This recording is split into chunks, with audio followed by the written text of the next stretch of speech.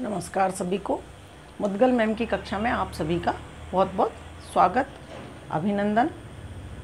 आज हम पढ़ रहे हैं सूरदास जी की विनय पत्रिका का एक और बहुत ही सुंदर सा पद जो कि विनय पत्रिका से लिया गया है और उसमें सूरदास जी अपने तन की अवस्था के बारे में बता रहे हैं और कह रहे हैं कि अब तुम्हारी अवस्था ऐसी हो गई है कि अब तो तुम्हें राम नाम ले ही लेना चाहिए, अन्यथा वो मौका तुम्हें मिले या न मिले। तो आइए देखते हैं ये पद। अब मैं जानी देह बुढ़ानी। सूरदास जी कहते हैं कि अब मुझे इस बात का ज्ञान हो गया है, अब मैंने जान लिया है। क्या जान लिया है? कि देह जो है, ये शरीर जो है अब बूढ़ा हो गया, वृद्ध हो चला है। अब कैसे उनको पता लगा कि वृद्ध हो गया शरीर? वो कहते हैं शीश पाँव कर कहो न मानत, कि सिर, पैर, हाथ आदि अंग जो हैं शरीर के, ये अब कहना नहीं मानते, अर्थात हिलते रहते हैं। सिर अपनी धुन में हिलता है, हाथ पैर अलग कांपते हैं। कुछ उठाना चाहो हाथ से उठता नहीं, पैर से कहीं चल के जाना चाहो तो 2-4 कदम के बाद वे साथ छोड़ जाते हैं। और सिर की दशा ऐसी है कि विचार भी अब शून्य हो चले। तो सूरदास जी कह रहे हैं कि कोई भी अंग जो है वो कहना नहीं मानता। तन की दशा सिरानी, तन की दशा ऐसी हो गई है, अवस्था ऐसी हो गई है कि जैसे कोई चीज़ जब बेकार हो जाती है तो हम उसको फेंक देते हैं। सिराना मतलब ठंडे से लिया गया है वैसे तो, कि ठंडे पड़ना, हाथ पैर ठंडे पड़ गए हैं, परंतु एक इसका अर्थ है कि जब चीज़ बेकार हो जाती है, व्यर्थ हो जाती है हमारे लिए, तो हम उसको सिलाए आते हैं, नदी में बहाए आते हैं, उसको सिलाना कहते हैं। तो सूरदास जी कह रहे हैं कि अब तन की अवस्था वैसी ही हो गई है, सिराने योग्य हो गई है, बेकार अवस्था है, अब कुछ काम का शरीर नहीं रहा। इसी से उन्हें पता पड़ा कि अब ये देह वृद्ध हो चली है। आन कहत आने कही आवत, नैन नाक बहे पानी। आन कहत आने कही आवत, कि कहना तो मैं कुछ चाहता हूँ पर मुंह से निकलता कुछ और ही है। जो कहना चाहते हैं वो नहीं कह पाते और कुछ और ही शब्द निकल जाते हैं। हालत ऐसी है कि नेत्रों से और नाक से तो पानी ही बहता रहता है, हाथ कपकपा उठते हैं लेकिन वो उसको साफ नहीं कर पाते, पहुँच नहीं पाते, अपने अश्रुओं को भी नहीं पहुँच पाते। ना तो अश्रुओं पर ही जोर रहा शरीर वृद्ध होने पर, और ना ही हाथों पर अब जोर रहा कि हाथों से कह सके कि अश्रुओं को पहुँच दो, परंतु हाथ वो काम कर नहीं पाएंगे।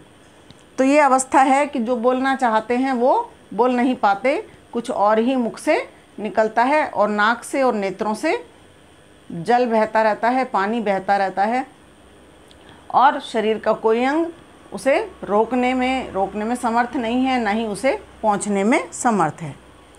मिट गई चमक दमक अंग अंग की, मति अरु दृष्टि हिरानी।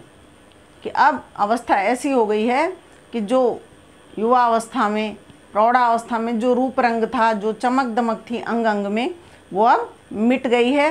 वृद्धावस्था आते आते सारे शरीर पर झुर्रियाँ पड़ गई हैं। जो गोरा रंग था वो श्याम वर्ण में तब्दील हो चला है। और मति की अवस्था और दृष्टि की तो अवस्था ही मत पूछिए, वो तो ऐसा लगता है जैसे किसी ने उनका हरण कर लिया है। ना तो बुद्धि सोचने योग्य रही और ना ही दृष्टि देखने योग्य रही। नेत्रों से कम दीख पड़ने लगा और मस्तिष्क सोचने के लायक बचा नहीं। ना ही रही कछु सुध तन मन की, भई जो बात बिरानी। अब ये हालत है कि अपने तन की और मन की किसी बात की कोई सुध है ही नहीं, कोई होश नहीं है कि कहाँ शरीर पड़ा है। किसी ने नहला दिया तो नहा लिए, किसी ने मुँह पोंछ दिया, धुलवा दिया, पोंछ दिया तो वो धुल गया, अन्यथा अपने आप से तो इतना भी करने की बस की बात नहीं रही। भईजू बात बिरानी, अब तो ये दूसरों के ऊपर ही बात रह गई है। कोई करेगा तो ही हमारे काम होंगे, अन्यथा नहीं हो पाएंगे। पराये बस में अब हम हो गए हैं। वृद्धावस्था होने पर व्यक्ति ऐसा ही हो जाता है। किसी ने रोटी सेक के दे दी तो खा ली, अन्यथा उसे अपनी भूख का भी एहसास नहीं होता। अंत में सूरदास जी कहते हैं, सूरदास अब होत बिगूचन, भजले सारंग पानी। सूरदास जी कहते हैं कि अब तो प्रस्थान होने ही वाला है। मृत्यु जो है वो, मृत्यु काल का रूप धारण करके किसी भी वक्त शरीर पर हमला कर सकती है और आत्मा को निकाल कर ले जा सकती है। तो इसलिए अब प्रस्थान होने में ही है। असमंजस की स्थिति ये है कि अब जी रहे हैं या मर रहे हैं, पता ही नहीं चल रहा। तो सूरदास जी कहते हैं कि ऐसी स्थिति में भी भगवान का भजन नहीं करेगा तो हे सूरदास, तू कब श्री प्रभु का भजन करेगा? अब तो तेरे पास केवल और केवल एक ही उपाय बचा है कि अब तू इस अवस्था में आकर तो भगवान सारंगपाणि को भज ले। सारंगपाणि भगवान विष्णु का एक नाम है। जब उनके हाथ में धनुष होता है तो उन्हें सारंगपाणि कहा जाता है। तो सूरदास जी कहते हैं कि ऐसे जो प्रभु हैं वो सबका उद्धार करने वाले हैं। तो अब जब मृत्यु के एकदम निकट तू आ बैठा है, तब कम से कम भगवान का भजन करके और मोक्ष प्राप्ति की दिशा में एक कदम तू बढ़ा सकता है। तो ये था सूरदास जी की विनय पत्रिका का पद।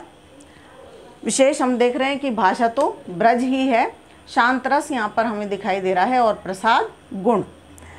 कई जगह पर अनुप्रास अलंकार आया है, नैन नाक बह पानी यहाँ पर। और देखिए अंग अंग चमक दमक अंग अंग की, अंग अंग में कौन सा अलंकार है? पुनरुक्ति प्रकाश अलंकार है। आन कहत आने कही आवत, यहाँ पर भी हम अंत में देखें तो अंत्यानुप्रास तो हमें पूरे ही पद में दिखाई पड़ रहा है। तो इस प्रकार ये बहुत ही सुंदर सा पद, आशा है आप लोगों को अच्छा लगा होगा। अगले पद के साथ मैं फिर हाजिर होंगी, तब तक के लिए आज्ञा दीजिए। नमस्कार।